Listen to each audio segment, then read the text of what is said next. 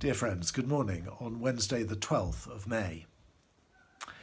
In Luke chapter 14, Jesus is at a banquet given by a prominent Pharisee, and he notices in verse 7 that the guests have chosen the places of honour at the dinner party.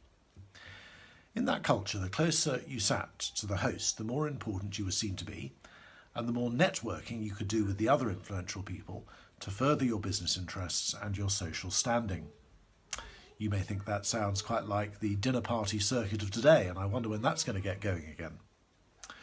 Well, Jesus utterly subverts this snobbery, and he tells all the guests at the dinner that when they're invited to a smart dinner, they shouldn't take the places of honour, but the least important seats at the bottom of the table, where there's no honour or prestige.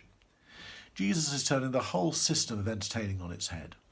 What's the point of going to a dinner if you're not going to profit from it? You might as well stay at home for a TV dinner. Well, the reason comes in verse 11. For all those who exalt themselves will be humbled, and those who humble themselves will be exalted. God honours people who don't push themselves forward, but who humbly sit with people who can't do them any favours or increase their social standing.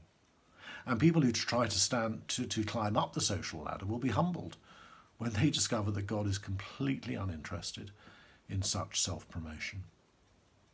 Jesus then turns on his host in the next verse, and he says that the next time he gives a luncheon or a dinner, he shouldn't invite his friends, his brothers, his sisters, his relatives, or his rich neighbours, in the hope they'll open doors for him, invite him back to their posh villas, or introduce clients to him. Instead, he should invite the poor, the crippled, the lame, and the blind. In other words, anyone who can't give him anything in return. Anyone who's going to take from him and reduce his social standing rather than enhance it.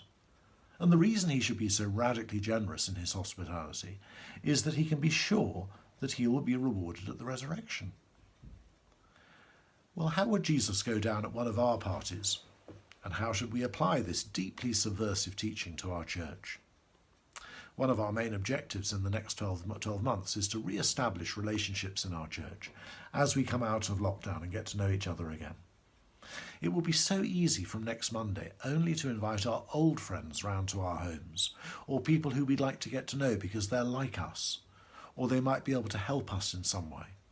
It will be tempting that when we can sit next to each other in church again, we go straight back to that place where we've been sitting for the last 20 years and just chat to the people that we've always spoken to, ignoring anybody who's new and who doesn't know where they should sit. Even more significantly, it will be so easy to forget the 95% of the people in our town who are not in church on Sunday because we're having such a great time with our church friends.